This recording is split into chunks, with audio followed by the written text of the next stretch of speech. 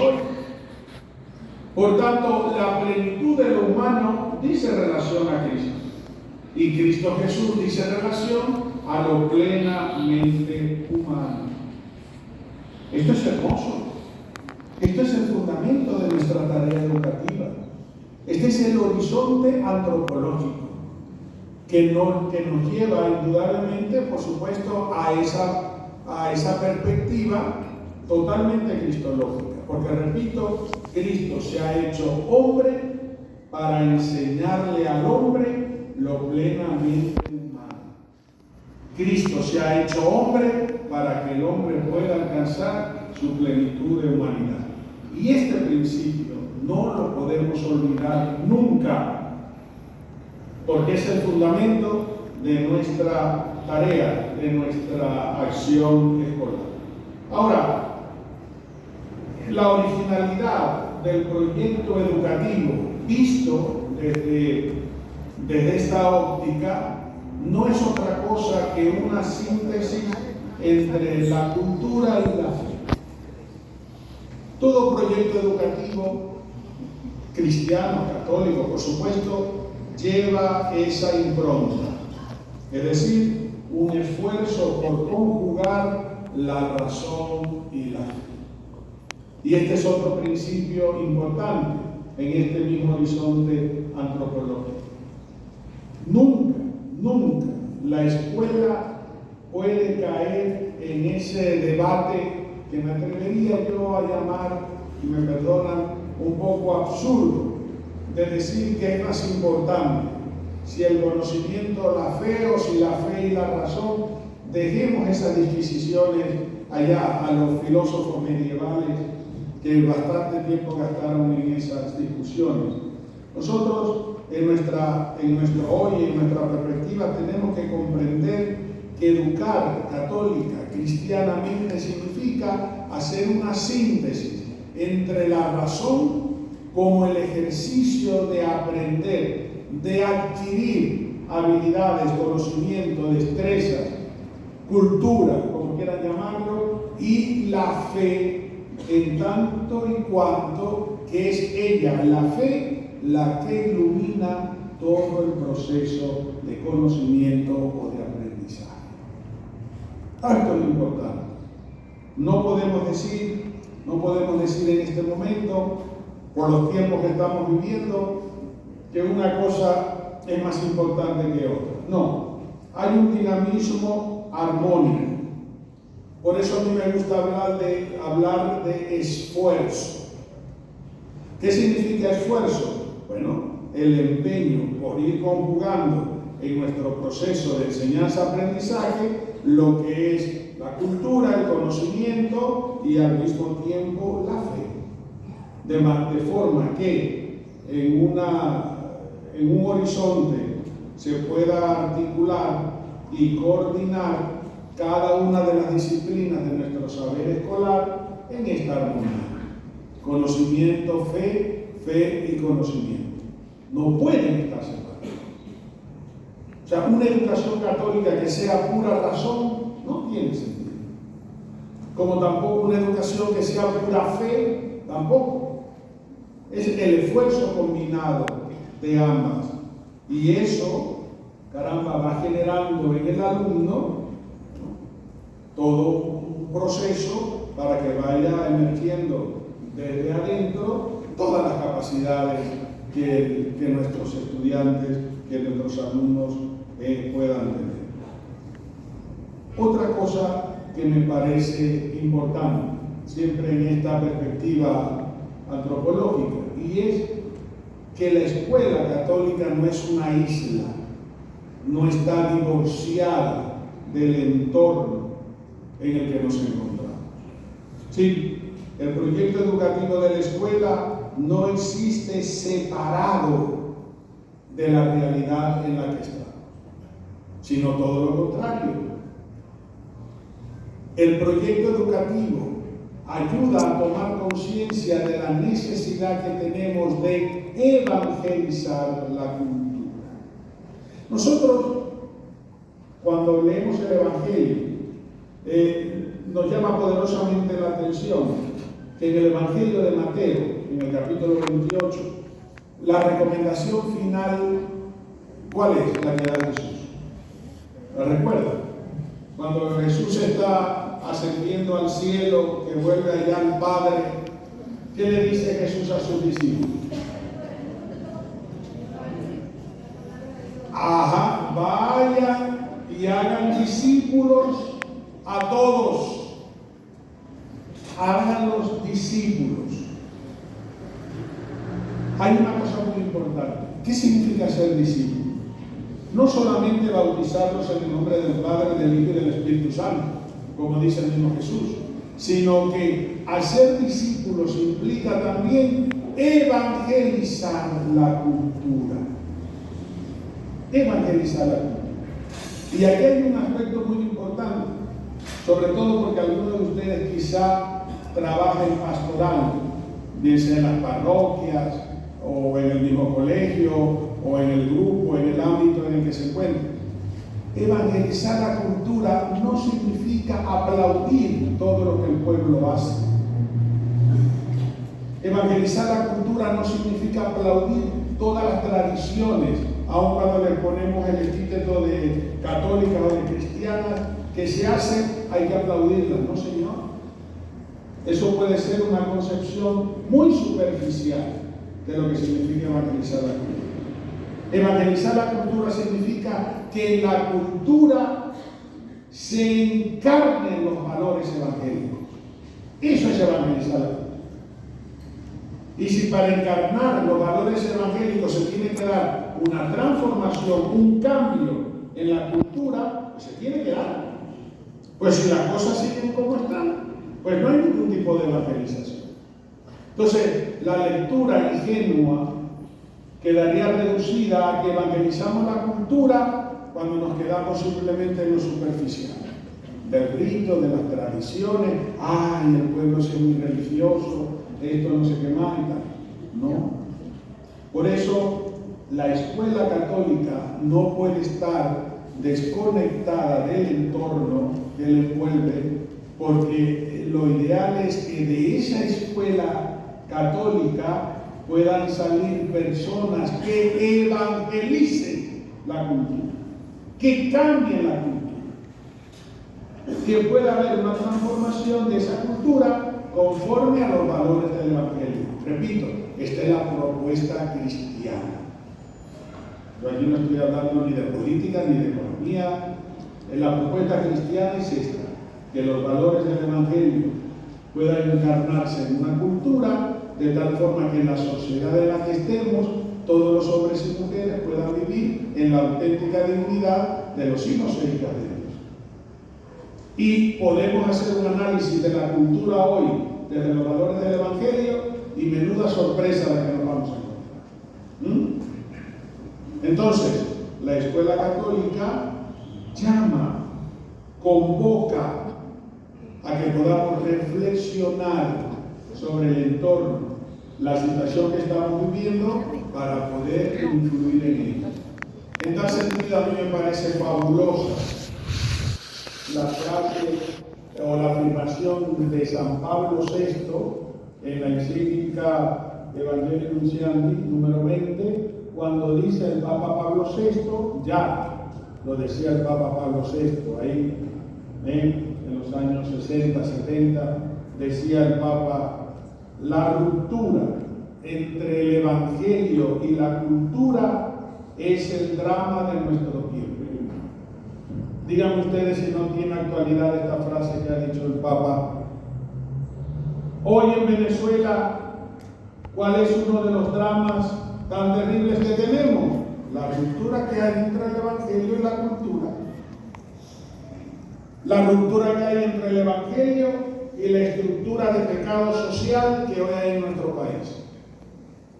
La ruptura que hay entre el anuncio liberador y salvador del Evangelio de Jesús y una praxis de pecado social que oprime y que explota y que resta dignidad, en especial a los más pobres y abandonados.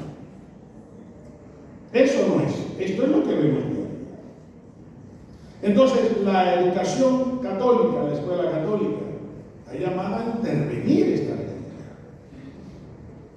En tal sentido, no estamos formando politiqueros, estamos formando alumnos conscientes desde el horizonte y perspectiva de la fe del Evangelio de Jesús, para que esos valores del Evangelio puedan hacerse realidad y transformar la sociedad, la cultura en la que estamos, y poder alcanzar aquello que una vez dijo Puebla, si lo recuerdan allá, Puebla por el año 78, 79, allá en esa asamblea del episcopado latinoamericano, dijo Puebla, todos los obispos de latinoamericanos creemos y apostamos por la civilización del amor.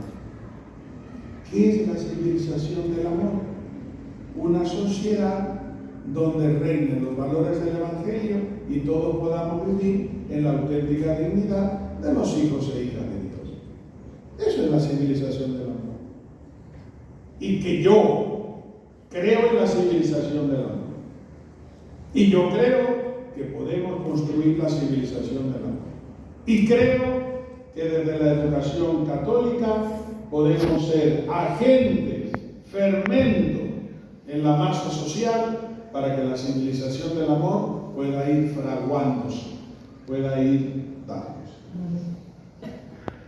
No sé si me explico hasta ahora. ¿Bien? Bueno, este es el horizonte que a mí me parece indispensable para hablar de la educación católica y que a veces lo olvidamos. Esto que les he dicho hasta ahora. Cuando vamos a dar características de la educación católica, partiendo siempre de lo que hemos dicho, yo me atrevería a dar algunas características o algunas notas, cualidades que pudiera tener la educación católica, viéndola ya desde un sistema más operativo, más práctico. La primera de ellas, me atrevería a decir que la educación católica o el proyecto educativo tiene que ser un proceso que integra lo humano y la fe. Es decir, todo proyecto educativo debe integrar lo que significa la dimensión humana de la persona en cuanto a su desarrollo biopsicosocial, como dirían los expertos, y al mismo tiempo el desarrollo de la experiencia de fe. De la experiencia de fe.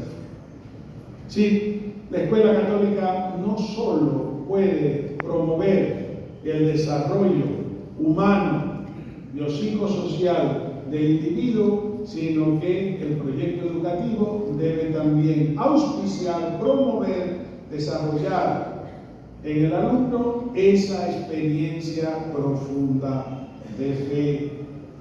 Porque no es solamente la madurez humana de la persona, es también la madurez espiritual, la conciencia que asuma el alumno del don que ha recibido de la fe por medio del bautismo. Esto es importante. Esto es importante. Miren, yo tuve la experiencia de estar en un colegio en Maracaibo, que era mi ciudad natal, muy famoso en ese momento, muy elitesco, como quieran llamarlo, etc. No voy a decir el nombre del colegio. Y en un momento determinado, los padres decidieron que el colegio, los curas que llevaban el colegio, decidieron que el colegio había que mudarlo a otro sitio de la ciudad, por razones de inserción, por lo que fuera. Y en la nueva sede donde vamos, parece que hubiéramos pasado de un catolicismo totalmente integralista, tradicional, que vivíamos en una sede de Eucaristías, de sacramentos, de todo lo demás, pasamos entonces a otra realidad en la que por años ni siquiera no sabíamos si éramos católicos o no. Eso lo viví yo. No porque ya no celebramos muchas misas, no porque ya esto se ha tenido, no porque todo. El hecho es que la última misa que yo recuerdo de mi colegio después de muchos años fue la de quinto año. Y eso fue, bueno, yo no sé cómo definirlo. Eso no puede ser. Y eso lo he hablado yo con los padres, ¿no? Ahora sí, fue un error. O sea, la escuela católica no es solo, o no puede ser solo, una máquina que genere muchachos con valores totalmente intelectuales, por muy necesario que sea, sino que tiene que darse una armonía entre lo intelectual y la experiencia de fe. Ahora, la pregunta que yo hago es, si el proyecto educativo es un proceso en el cual se integra lo humano y la fe, ¿qué estamos haciendo en nuestros colegios para auspiciar la experiencia de fe de nuestros alumnos? ¿Qué estamos haciendo? Miren, yo en muchos años que estuve en el colegio, cuando tú le decías a los alumnos religión, brincaban por el techo, se escondían, pero era porque decían religión, otra vez.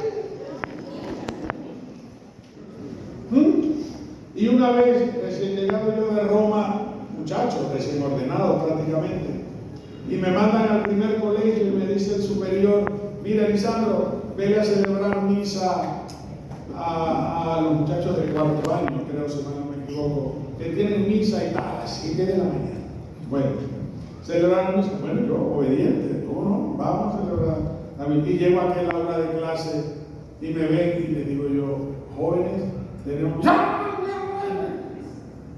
Y dije yo, bueno, ¿qué pasa? Se me revolvió el terán con el Bermúdez, ¿no? Y le dije yo, mire ustedes fuera de zángano, el que no quiera ir a misa, no vaya. Pero el que tenga pantalones y se sienta hombre y mujer, venga conmigo a la capilla y tenemos misa. Se pararon como 10, 12 por ahí. No, porque además se daban de sabroso, ¿no? Eran ricos y tenían real, pensaban que, bueno. Fueron esos 12 conmigo a la capilla, ¡tra! Tranquila capilla. Están dispuestos a orar sin padre. Vamos a empezar nuestra misa. A los 10 minutos, el director está. ¿Qué pasa? Abran. No, que el patio. Me llama el superior a la oficina. Checo, ¿cómo se te ocurre? Esto oscura. Padre, cálmese. Fueron los alumnos que tenían que ir. Si usted quiere tener una Eucaristía que sea un relajo, un desorden, búsquese a otro padre con todo perdón. La segunda vez que fue a decir la misa, el mundo calladito y fue a celebrar. ¿Por qué pasa esto? Muchas veces en nuestros colegios, a lo mejor no pasa lo de aquí, pero estoy hablando de una experiencia personal. Pero ¿por qué a veces hay esta apatía hacia los religiosos en nuestros alumnos? ¿Por qué a veces parece que hay que agarrar, no sé, un grillete o agarrar, no sé, no sé qué y amenazarlos? O van. ¿Por qué? A lo mejor tenemos que hacer un mea culpa o un examen de conciencia y ver en qué medida nosotros no estamos propiciando en el alumno una verdadera experiencia de fe. Y sustituimos esa experiencia de fe con actos religiosos. Entonces, no nos dedicamos a que el alumno madure en la fe, no, es a confesar. Y se queda el docente en el salón de clase. Y los muchachos están confesando. Entonces, ¿qué implica para la escuela católica y para el proyecto educativo hacer que el alumno madure en la experiencia? Eso va a tocar un aspecto que lo voy a dejar de último, que son tres problemas que voy a terminar rapidito, hablando mucho. Otra característica que veo importante o nota de la educación católica es que es una educación que tiene que ser, cristocéntrica. Miren, mis hijos e hijas, Cristo tiene que ser el centro. El mensaje salvador y liberador del Evangelio de Jesús tiene que ser, y a mí me gusta usar esa frase, el eje estructurador de nuestra dinámica educativa. El misterio salvador por el cual Cristo nos revela la plenitud de lo verdaderamente humano tiene que ser lo que impulse a que nosotros nos desgastemos en un servicio tan loable como es el de la enseñanza, el educativo. Porque los principios evangélicos, en última instancia, se tienen que convertir en las normas educativas. Yo recuerdo en una oportunidad cuando teníamos que hacer las normas de convivencia del colegio. ¿Les suena eso? ¿Verdad? Las benditas normas de convivencia. Dolor de cabeza para muchos directores. Normas de convivencia, que si el zapato tiene que ser azul, que si la falda tiene que ser no corta, que si el trabajo, que si el paso. Señores, en la educación católica el primer punto para las normas de convivencia tiene que ser los valores evangélicos. Y cuando yo en una asamblea, recuerdo, de varios representantes lo propuse, alguien me dijo, eso es muy etéreo. Yo no sé si él entendió con esa palabra, ¿no? No vaya a ser como un compañero mío que tuve yo en el seminario, que todos los días nos decía una palabra distinta. Yo, muchacho, ¿qué te pasa? Iba a buscar, como el maestro le dijo, que era un poco bruto. Sí. Tenemos un maestro español bien bruto ahí.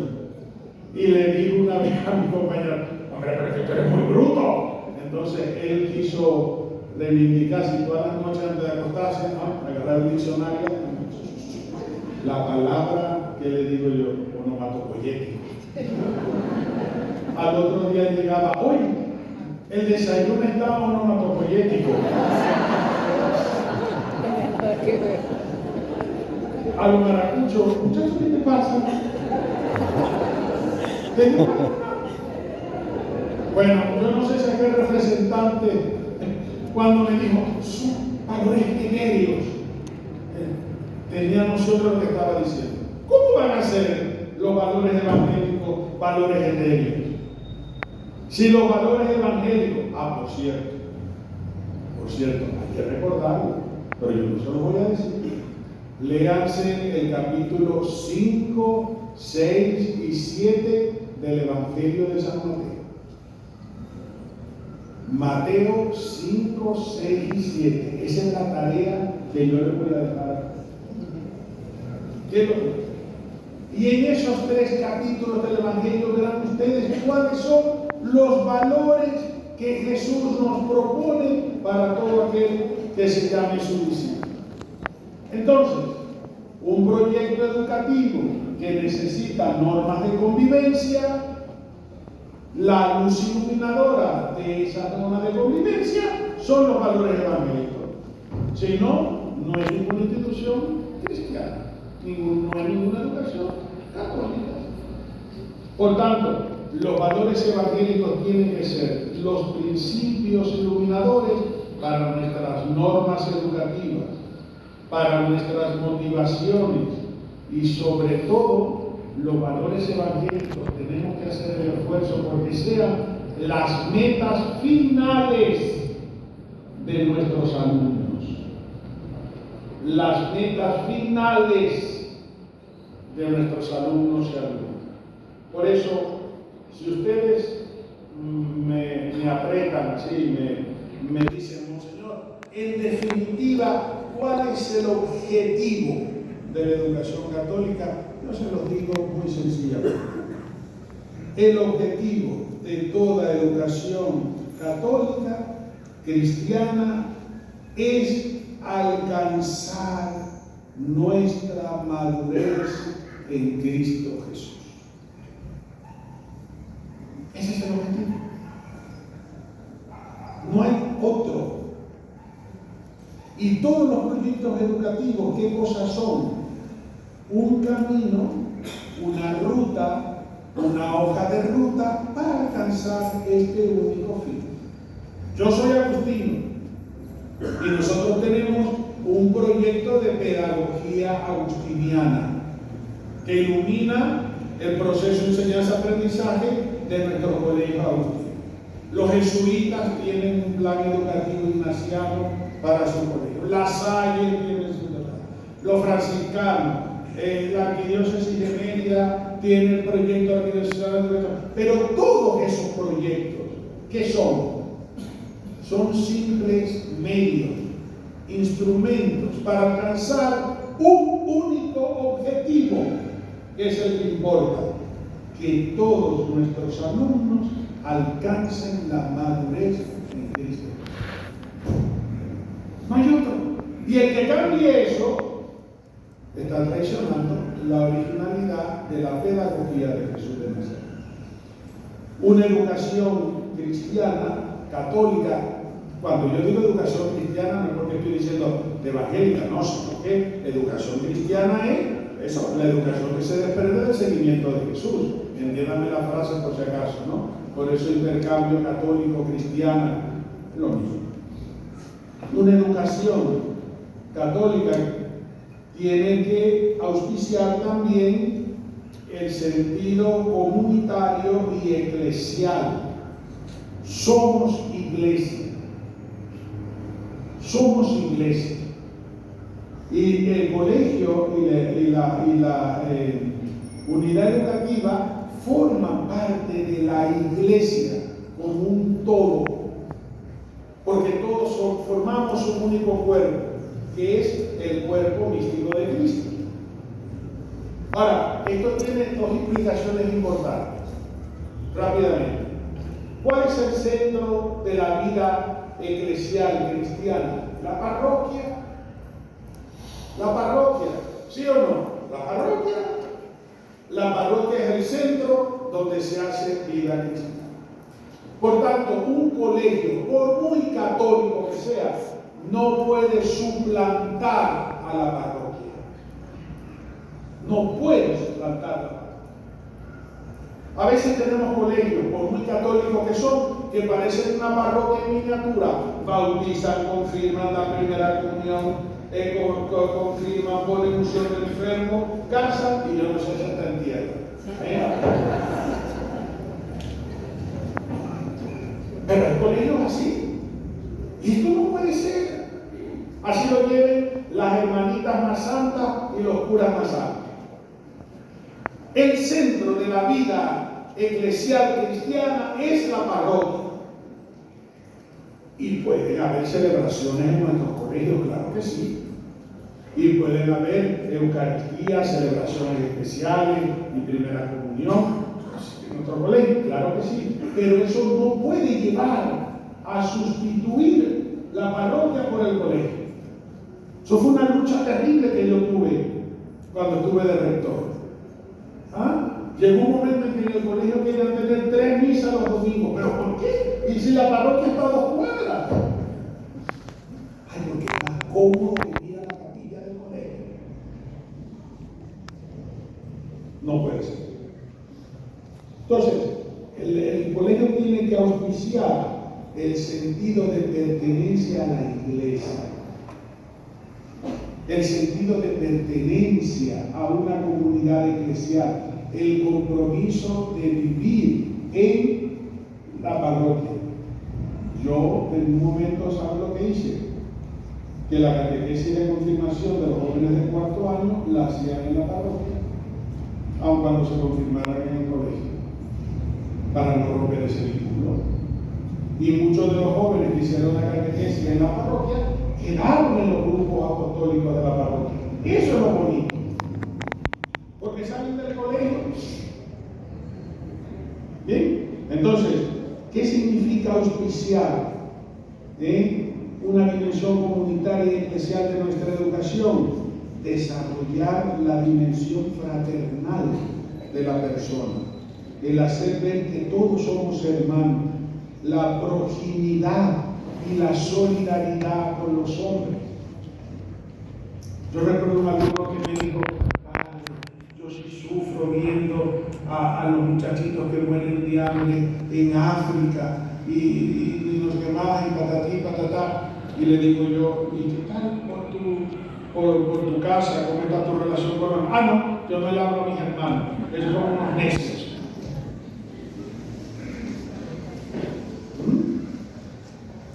Entonces, si yo no aprendo a reconocer en el otro a mi hermano, así sea distinto a mí, no puedo llamar a Dios Padre.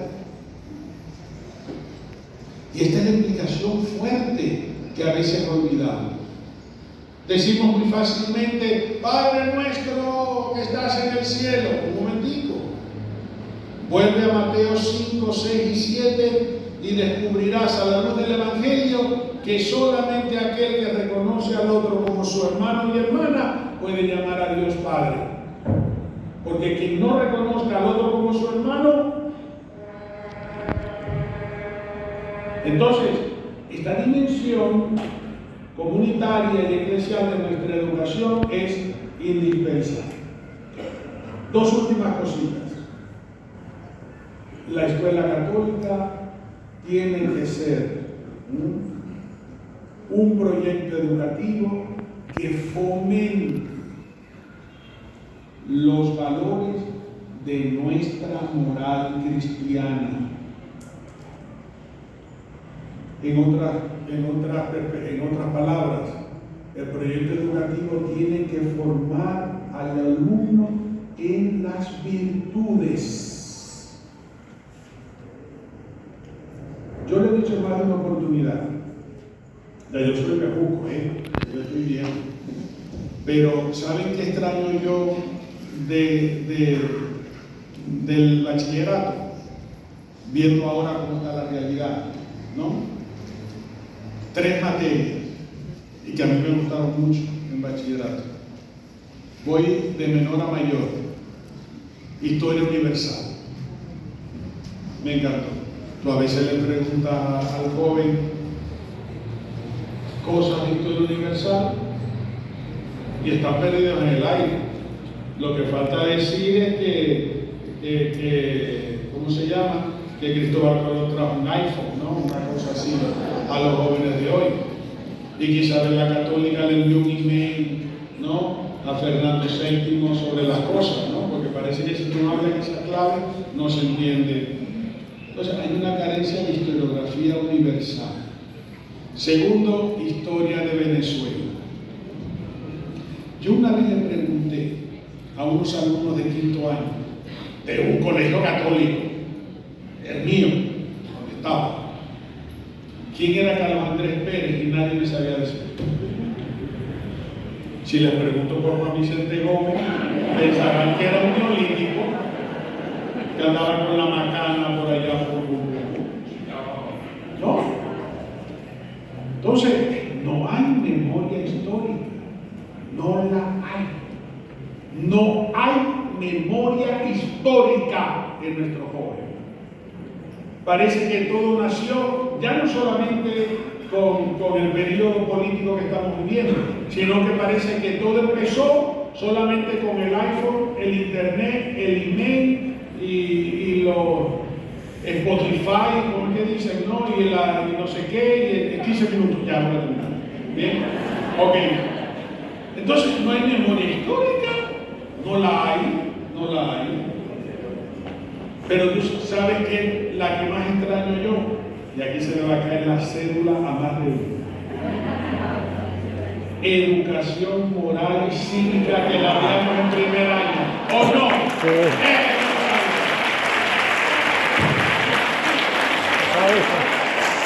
Educación moral y cívica. Yo no olvido nunca a mi profesora de educación moral y cívica. Eso era toda una docente que nos enseñó a ser ciudadanos. Normas de convivencia, normas del buen hablante, normas del buen oyente, cómo sentarte en la mesa, cómo comportarte, pautas de urbanidad, el tránsito. Eso lo veíamos en moral y cívica. Y hoy ¿Dónde está eso? Si lo más lamentable que tenemos en nuestro país es la mal llamada viveza criolla. Eso es el mayor insulto que se puede decir del venezolano. Ay no, al venezolano lo caracteriza su viveza criolla. ¿Qué es la viveza criolla? Aplastar el derecho del otro. Eso es la viveza criolla. Y lo vemos en las escuelas de gasolina. ¿O no?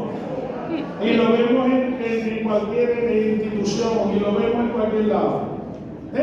Entonces, la educación católica tiene que decir que el peor vicio que tiene el venezolano es la viveza criolla. Y enseñar las virtudes del Evangelio desde una moral cívica.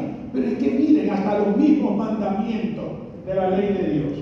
A ver, si usted, ¿cuántos mandamientos hay? Muchos ni siquiera recuerdan que son 10. De los 10 mandamientos, solo el primero y el segundo son los que dicen relación a Dios, ¿o no? Todos los demás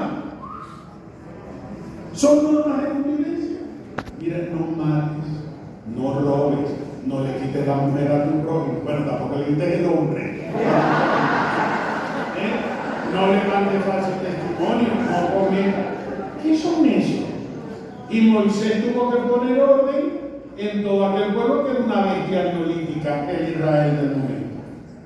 Entonces, la educación cristiana tiene que promover la moral, nuestra moral, y defender la vida desde su inicio hasta su muerte, desde su concepción hasta su muerte.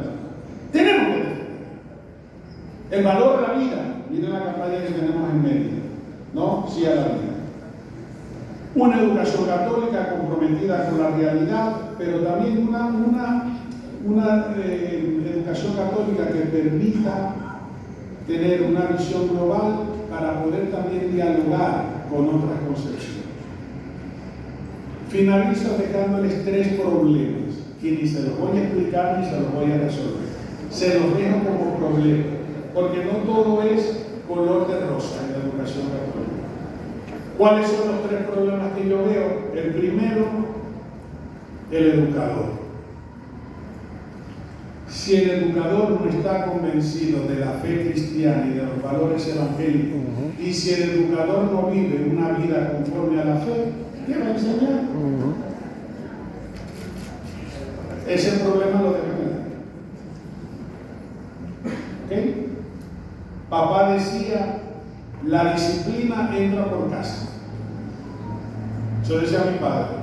Y vaya si no nos daban fuego. Porque si la ley no hubiera existido en tiempos de papá y mamá, tuvieran cadena perpetua. Porque bastante caro que nos dieron muchachos.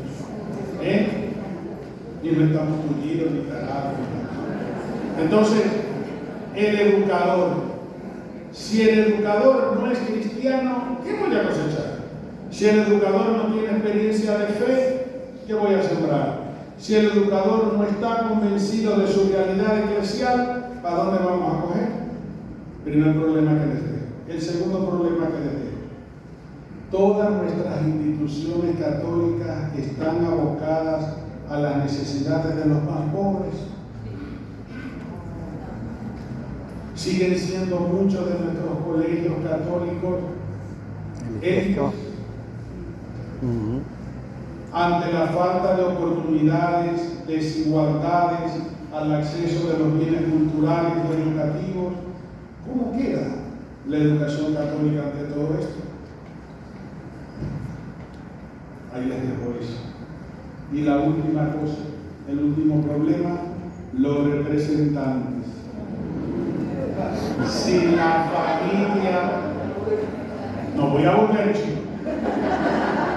Si la familia no es receptiva a la vida de fe, vamos a arar en el mar.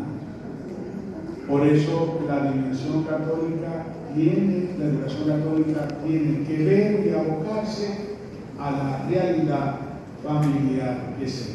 Y esto lo ilustro con un ejemplo breve.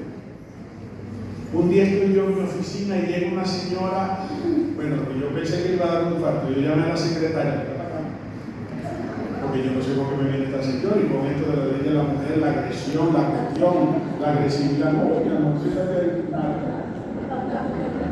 Dígame, señora, a mi hija le están coartando el derecho en el colegio. ¿Cuál derecho?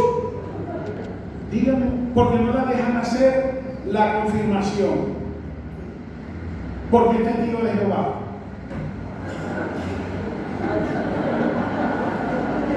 Menos mal que no se me sale una mala cuchara de la señora. Muchacha. Ajá, estamos abiertos a todo. Muy bien. Tú has dicho que eres testigo de Jehová, tú y tu familia. ¿Cómo va a recibir la confirmación? ¿Un rito católico? ¿Un no católico que ni siquiera está? Pero yo estoy pagando colegio y ya tiene derecho a ese servicio. Entonces, ¿verdad? ¿Cómo convencer a esa señora, testigo de Jehová, que ella no puede pensar que yo voy a confirmarle a la hija, pero ella piensa que el sacramento va incluido en la mensualidad que paga? Pero el problema es fácil con los testigos de Jehová. El problema es con los que se dicen cristianos o católicos que te llegan. Entonces hay que mirar también esa realidad. Ahí les dejo estos tres problemitas, ¿no? Ya que ustedes cómo lo resuelven y me pasan la solución. Muchas gracias, Dios les bendiga.